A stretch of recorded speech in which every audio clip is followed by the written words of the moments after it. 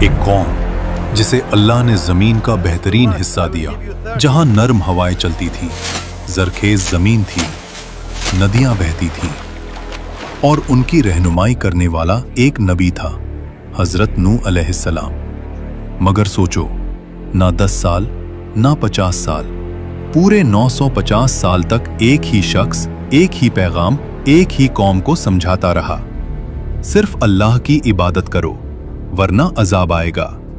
और जवाब में मजाक, तंज और दुश्मनी। नूह, यहां से चला जा, हमने किसी अल्लाह को नहीं मानना। फिर एक दिन आसमान ने अपने दरवाजे खोल दिए, जमीन ने अपने छुपाए हुए चश्मे फूट दिए और सब कुछ एक गहरे तूफान में डूब गया। कौम नूह हजरत आदम अलैहिस्सलाम के बाद इंसानी तारीख की सबसे पुरानी कौमों में से एक कौम थी। ज्यादातर रिवायत के मुताबिक ये लोग बाबुल यानी आज का इराक के आसपास रहते थे। जमीन हसीन, फसलें ताकतवर, जिस्म लंबे ऊंचे पहाड़ों जैसी कुव्वत। ये वो लोग थे जिनके जिस्म आज के लोगों से कहीं ज्यादा मजबूत थे। लेकिन फिर एक नई फितरत पैदा हुई, शिर्क का बीज उगने लगा। कौम नूह के पास हर चीज थी, मगर सबसे बड़ी नेमत तौहीद वो भूल गए। रिवायत में आता है कि पहले वो जिन लोगों को याद करते थे वो नेक बंदे थे। लोगों ने सोचा इनकी याद कायम रखने के लिए तस्वीर बना लेते हैं। बस तस्वीर से ताजीम, ताजीम से सजदा और सजदे से शिर्क शुरू हो गया। ऐ हमारे माबूद, हमारी मुश्किल आसान कर दे, हमारी जिंदगी में सुकून दे दे।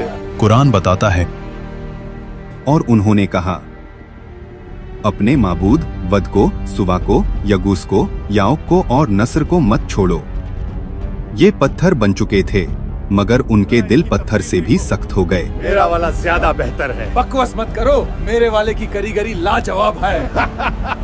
इसी कौम के हवाले से कुछ रिवायतों में एक और अजीब हस्ती का जिक्र मिलता है, ओज बिन अनूक। इसका जिक्र कुरान में नहीं, सिर्फ कुछ कदीम रिवायतों में मिलता है। कहा जाता है कि ये बहुत लंबे कद का, बेहद ताकतवर, इतना कि कभी कभी पहाड़ों को कदम से हिला दे।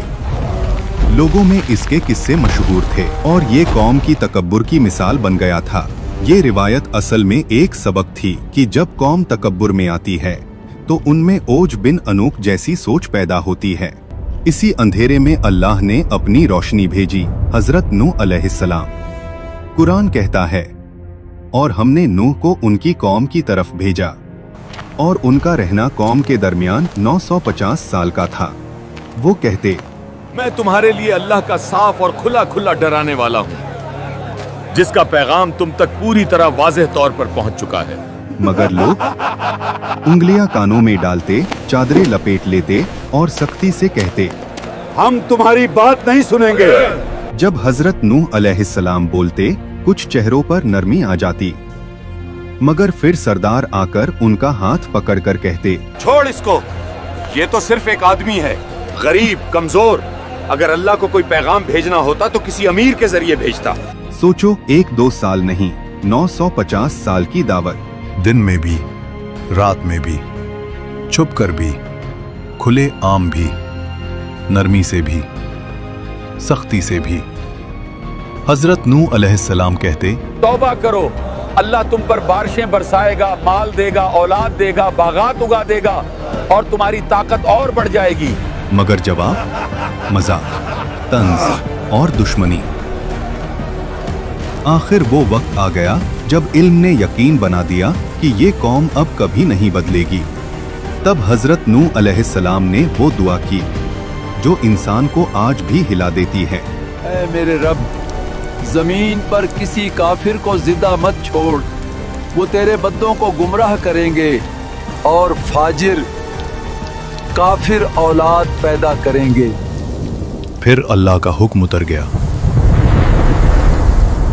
हमारी निगरानी में कश्ती बनाओ और जालिमों के बारे में मुझसे बात मत करना। हजरत नूह अलैहिस्सलाम कश्ती बनाना शुरू कर देते हैं। सरदार गुजरते हंसते हुए कहते, रेगिस्तान में कश्ती, पानी कहां से आएगा? दीवाने हो गए हो क्या? मगर उन्हें क्या पता, हर कील हर ताखा उन्हीं की तबाही का पहला सुर था। कुछ रिवायतों में आता है कि जब हजरत नूह अलैहिस्सलाम कश्ती बना रहे थे तो ओस बिन अनूक कभी कभी उनके पास आ जाता और अपने लंबे कद की वजह से वो ऐसे कामों में मदद कर देता जो आम लोग नहीं कर सकते थे। मगर याद रहे, ये बातें सिर्फ रिवायतों में हैं। कुरान में इसका कोई जिक्र नहीं। रिवायतों में ये भी मिलता है कि कश्ती 3 मंजिलों पर मुश्तमिल थी। पहली मंजिल जानवर, दूसरी मंजिल इंसान, तीसरी मंजिल परिंदे, हल्का सामान, निगरानी का हिस्सा। कुरान में एक अहम निशानी आती है, जब तंदूर उबलने लगे तो हर जानवर की नरो मादा जोड़ी को कश्ती में चढ़ा लो। यानी जानवर नूह अलैहिस्सलाम को ढूंढकर नहीं लाने थे, अल्लाह के हुक्म से जौरिया खुद चलकर आईं। आखिर एक दिन वो निशानी नजर आ गई जिसका इंतजार था। आसमान सियाह बादलों से भर जाता है, गर्म हवा अचानक ठंडी तेज बनने लगती है। कौम के सरदार और बुजुर्ग हंसते हुए कहते हैं, देखो, नूह के तनूर से भी पानी निकलेगा क्या? कुरान कहता है, जब तंदूर उबलने लगा, एक पुराना चूल्हा जिसमें रोटी पकती थी, उसमें से अचानक पानी उबलना शुरू हो गया। अगले ही लम्हे सरदारों की हंसी थम जाती है। हजरत नूह अलैहिस्सलाम समझ गए, अजाब आ गया है। उन्होंने मोमिनों को लेकर कश्ती में सवार हो गए। फिर अल्लाह ने फरमाया, आसमान के दरवाजे खोल दो, जमीन के चश्मे फूट पड़ने दो।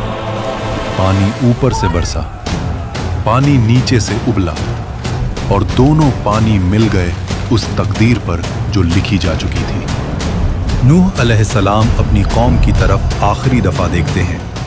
उनकी बीवी दूर अपने घर के दरवाजे पर खड़ी थी।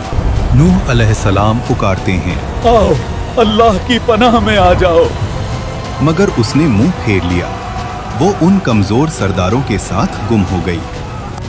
नूह अलैहिस्सलाम के 3 बेटे साम, हाम और याफित उनके साथ खड़े हैं। उनकी बेटियां भी अपने शौहरों के साथ कश्ती में जगह ले चुकी हैं। औरतें चीखती, सबको उठाओ, ये क्या हो रहा है? लोग भागते, मगर पानी हर तरफ से आ रहा था। कोई चिल्लाया, नूह सच कहता था, अजाब आ गया, हम तबाह हो गए। जमीन फट रही थी, उबलते पानी की नदियां उठ रही थीं, ताकतवर मर्दों की टांगें कांप रही थीं। लोग कश्ती की तरफ भागते, नूह, हमें भी साथ ले चलो। मगर दरवाजे अल्लाह के हुक्म से बंद हो चुके थे। पानी पहाड़ जैसी लहरों में बदल गया। इन्हीं लहरों के बीच हजरत नूह अलैहिस्सलाम ने अपने बेटे को देखा। उन्होंने पुकारा, ऐ मेरे बेटे, हमारे साथ सवार हो जाओ। उसने कहा, मैं पहाड़ पे चढ़कर बच जाऊंगा। नूह अलैहिस्सलाम बोले, आज अल्लाह की पकड़ से कोई नहीं बचा सकता।